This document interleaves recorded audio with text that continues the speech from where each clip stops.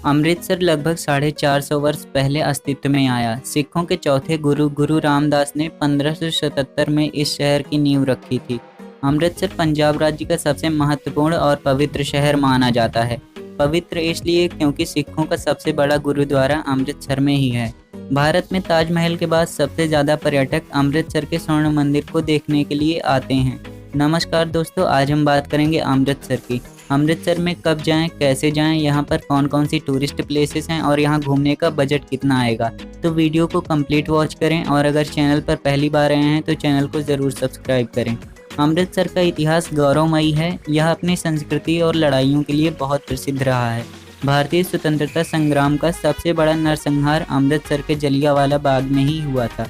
इसके बाद 1947 में भारत पाकिस्तान के बंटवारे के समय भी अमृतसर में बड़ा हत्याकांड हुआ। यही नहीं, अफगान और मुग़ल शासकों ने इसके ऊपर कई आक्रमण किए और इसको बर्बाद कर दिया। इसके बावजूद भी सिखों ने अपने दृढ़ संकल्प और मजबूत इच्छा शक्ति के साथ इसको दोबारा बसाया। हालांकि अमृतसर में समय के साथ काफ़ी बदलाव आए हैं, लेकिन आज भी अमृतसर की गरिमा बरकरार है। अमृतसर कैसे पहुँचें? सबसे पहले बात करते हैं कि आप अमृतसर पहुँचेंगे कैसे। अमृतसर के लिए आपको दिल्ली से डायरेक्ट फ़्लाइट मिल जाएगी, बट अगर आप ट्रेन से आना चाहते हैं तो आ सकते हैं। देश के अलग अलग शहरों से अमृतसर के लिए पैसेंजर, एसी, नॉन एसी सभी तरह की ट्रेन की फैसिलिटी अवेलेबल है। दिल्ली से अमृतसर आप शताब्दी एक्सप्रेस से भी आ सकते हैं। इन सब के अलावा अगर आप बस के ज़रिए अमृतसर आना चाहते हैं तो बड़े आसानी से आपको यहाँ के लिए अलग अलग शहरों से ऑर्डिनरी और वॉल्वो बसें मिल जाएंगी। अगर आप अपने निजी वाहन या कार से आना चाहते हैं तो ये विकल्प भी आपके पास मौजूद है। अमृतसर नेशनल हाईवे 1 से जुड़ा हुआ है, जिसे जीटी रोड या ग्रांड ट्रंक रोड भी कहा जाता है, और आप बड़े ही आसानी से सड़क मार्ग के ज़रिए यहाँ पहुँच सकते हैं। अमृतसर में ठहरने की व्यवस्था। अमृतसर में ठहरने के लिए या स्टे करने के लिए आपको ज़रा सी भी परेशानी नहीं होने वाली है, क्योंकि अमृतसर में होटल्स की भरमार है। और यही नहीं, किसी भी टूरिस्ट प्लेस पर होटल तो मिल जाते हैं, लेकिन उनमें बजट होटल्स यानी सस्ते होटल्स के गिने चुने ऑप्शंस ही होते हैं। लेकिन अमृतसर में आपको ऐसी कोई भी समस्या देखने को नहीं मिलेगी, क्योंकि अमृतसर में बजट होटल्स की भी भरमार है, जहां पर आपको रूम 300 रुपये में मिलना स्टार्ट हो जाता है। अगर आप होटल गोल्डन टेम्पल के पास में लेना चाहते हैं तो आपको 500 रुपये से होटल मिलना शुरू हो जाएंगे। लेकिन मैं आपको सजेस्ट करूंगा कि आप गोल्डन टेम्पल से 1-2 किलोमीटर दूर होटल लें, वहां पर आपको 300 रुपये में आसानी से रूम मिल जाएगा। इसके अलावा यहाँ पर बहुत सारे गुरुद्वारे हैं जहाँ पर आप स्टे कर सकते हैं। गुरुद्वारे में रुकने के लिए आपको मात्र 150 से 200 रुपये देने पड़ेंगे। अमृतसर में टूरिस्ट प्लेसेस। अब बात करते हैं अमृतसर में टूरिस्ट प्लेसेस की। स्वर्ण मंदिर। स्वर्ण मंदिर अमृतसर का सबसे बड़ा आकर्षण है। इसका पूरा नाम हरमंदिर साहिब है, लेकिन यह स्वर्ण मंदिर व गोल्डन टेम्पल के नाम से प्रसिद्ध है। Golden temple Amritsar railway station से 2 किलोमीटर की दूरी पर है। आप चाहें तो यहाँ पर रेलवे स्टेशन से पैदल भी जा सकते हैं। इसके अलावा 10 रुपये देकर ऑटो से आप यहाँ पर पहुँच सकते हैं। इतिहास के मुताबिक सिखों के 5वें गुरु गुरु अर्जुन देव जी ने लाहौर के एक सूफी संत साईं मियां मीर जी से 1588 में इस गुरुद्वारे की नींव रखवाई थी। लगभग 400 साल पुराने इस गुरुद्वारे का नक्शा खुद अर्जुन देव जी ने तैयार किया था। गुरुद्वारे के चारों ओर दरवाजे हैं जो चारों दिशाओं में खुलते हैं। श्री हरमंदिर साहिब परिसर में 2 बड़े और कई छोटे तीर्थ स्थल हैं। पूरा स्वर्ण मंदिर सफ़ेद संगमरमर से बना है और इसकी दीवारों पर सोने की पत्तियों से नक्काशी की गई है। स्वर्ण मंदिर में प्रतिदिन लंगर चलता रहता है। करीब 40,000 लोग रोज यहाँ लंगर का प्रसाद ग्रहण करते हैं। यहाँ गुरु रामदास सराय है, जहाँ पर लोगों के ठहरने की व्यवस्था है। यहाँ 228 कमरे और 18 बड़े हॉल हैं। यहाँ पर रात गुजारने के लिए गद्दे व चादरें मिल जाती हैं और एक व्यक्ति को 3 दिन तक ठहरने की अनुमति होती है। स्वर्ण मंदिर आने वाले लोगों को इस बात के लिए निर्देशित किया जाता है कि वो गुरुद्वारे परिसर की साफ सफाई और पवित्रता का पूरा ख्याल रखें। गुरुद्वारे में जूते उतार के और पैर धोकर प्रवेश करें। गुरुद्वारे में आने वाले लोग सर ढक कर आएं और किसी भी तरह का नशा और मांस मछली गुरुद्वारा परिसर में वर्जित है। जलियांवाला बाग। जलियांवाला बाग गोल्डन टेम्पल से मात्र 600 मीटर की दूरी पर है और आप टहलते हुए यहाँ पहुँच सकते हैं। जलियांवाला बाग का इतिहास बहुत ही दर्दनाक रहा है। 13 अप्रैल 1919 को इस बाग में एक सभा का आयोजन किया गया था। यह सभा ब्रिटिश सरकार के विरुद्ध थी। इस सभा को बीच में ही रोकने के लिए जनरल डायर ने बाग के एकमात्र रास्ते को अपने सैनिकों के साथ घेर लिया और भीड़ पर अंधाधुंध गोलीबारी शुरू कर दी। इस गोलीबारी में बच्चों, बूढ़ों और महिलाओं समेत 300 लोगों की जान गई थी और करीब 1000 से ज़्यादा लोग घायल हुए थे। इस घटना को इतिहास की सबसे दर्दनाक घटनाओं में से एक माना जाता है। जलियांवाला बाग हत्याकांड इतना भयंकर था कि उस बाग में स्थित कुआं लाशों से भर गया था। वर्तमान समय में इसे एक सुंदर पार्क में बदल दिया गया है और इसमें एक संग्रहालय का निर्माण भी कर दिया गया है। इस बाग में 2 स्मारक भी बनाए गए हैं, जिसमें एक स्मारक रोती हुई मूर्ति का है और दूसरा स्मारक अमर ज्योति का है। इस बाग में घूमने का समय गर्मियों में सुबह 9 बजे से शाम 6 बजे तक और सर्दियों में सुबह 10 बजे से शाम 5 बजे तक है। यहाँ की कोई भी एंट्री फीस नहीं लगती है। बाघा बॉर्डर गोल्डन टेम्पल से 28 किलोमीटर की दूरी पर है। यहाँ आप रिक्शा या टैक्सी के जरिए 100 रुपये में पहुँच सकते हैं। बाघा बॉर्डर पर हर शाम भारत की सीमा सुरक्षा बल और पाकिस्तान रेंजर्स की सैनिक टुकड़ियां इकट्ठा होती हैं। विशेष मौक़ों पर, मुख्य रूप से 14 अगस्त के दिन जब पाकिस्तान का स्वतंत्रता दिवस समाप्त होता है और भारत के स्वतंत्रता दिवस की सुबह होती है, तो उस शाम वहां शांति के लिए रात्रि जागरण किया जाता है। उस रात वहां पर लोगों को एक दूसरे से मिलने की अनुमति भी दी जाती है। इसके अलावा वहां पूरे साल कटीली तारें, सुरक्षाकर्मी और मुख्य द्वार के अलावा कुछ भी दिखाई नहीं देता है। बाघा बॉर्डर पर रोज शाम के समय होने वाली रिट्रीट सेरेमनी को देखने आप जरूर जाएं।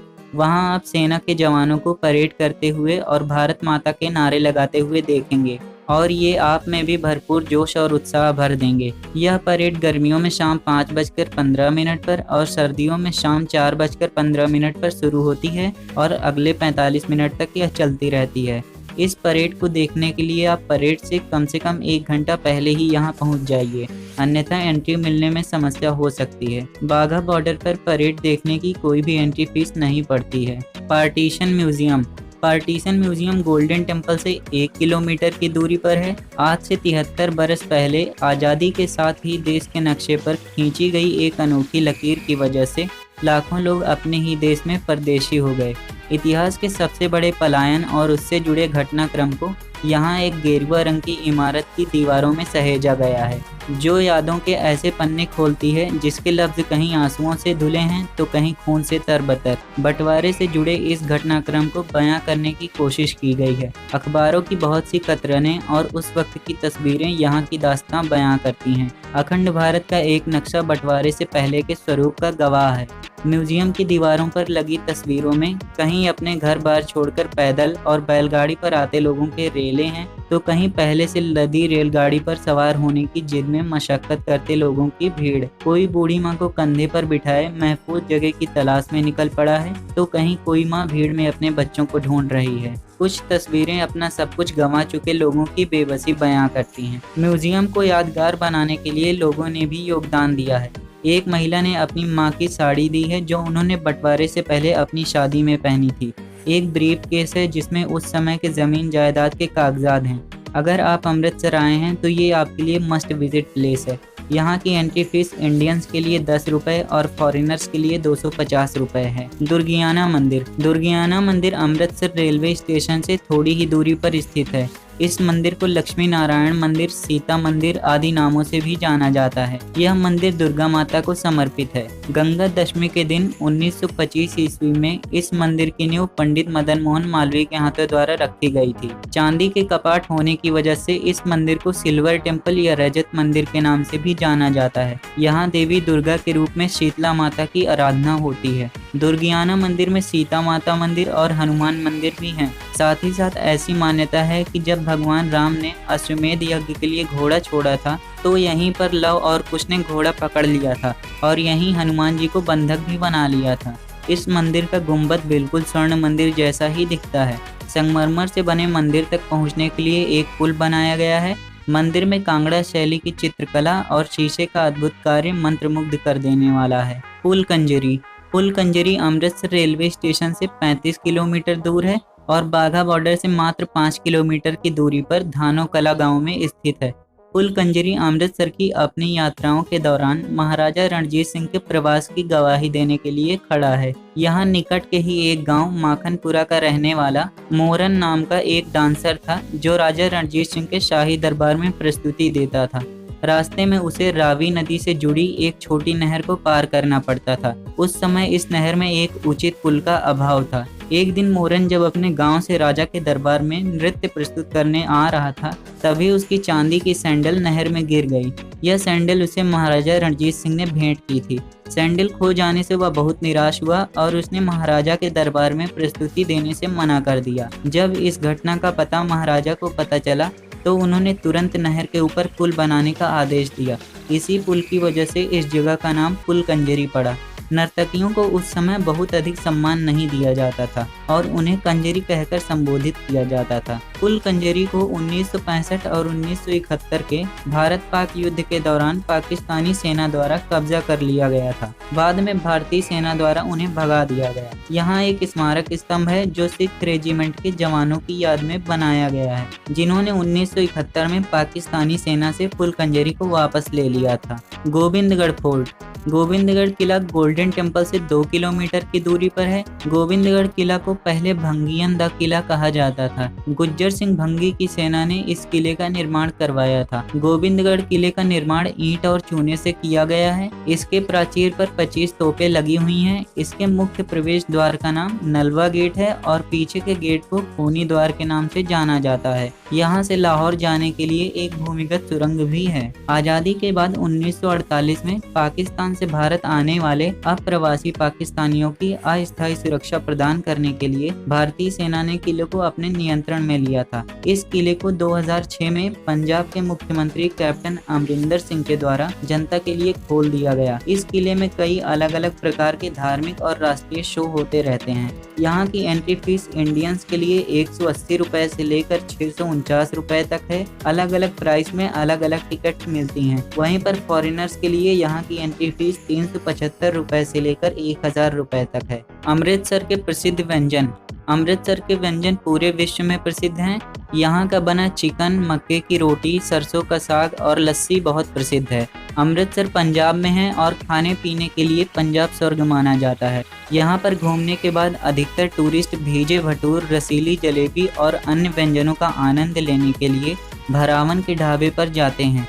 यहाँ की स्पेशल थाली भी बहुत प्रसिद्ध है। इसके अलावा लॉरेंस रोड की टिक्की, आलू पूरी और आलू पराठे बहुत प्रसिद्ध हैं। अमृतसर के अमृतसरी कुलचे बहुत प्रसिद्ध हैं। अमृतसरी कुलचों के लिए सबसे बेहतर जगह मकबूल रोड के ढाबे हैं। यहाँ केवल 2 बजे तक ही कुलचे मिलते हैं। पापड़ी चाट और टिक्की के लिए ब्रजवासी की दुकान प्रसिद्ध है। यह दुकान कूपर रोड पर स्थित है। शाकाहारी खाने के साथ साथ अमृतसर अपने मांसाहारी व्यंजनों के लिए भी प्रसिद्ध है। मांसाहारी व्यंजनों में अमृतसरी मच्छी बहुत फेमस है। इस व्यंजन को 40 साल पहले चिमन लाल ने तैयार किया था। अब यह व्यंजन अमृतसर के मांसाहारी व्यंजनों की पहचान है। लॉरेंस रोड पर सुरजीत चिकन हाउस अपने भुने हुए चिकन के लिए और कटरा शेर सिंह अपनी अमृतसरी मच्छी के लिए पूरे अमृतसर में प्रसिद्ध हैं। तो दोस्तों, ये थी अमृतसर टूर के बारे में कंप्लीट जानकारी। अगर आपको वीडियो पसंद आई है तो वीडियो को लाइक करें और चैनल को जरूर सब्सक्राइब करें, जिससे आपको ऐसी ही वीडियोस आगे भी देखने को मिलती रहें।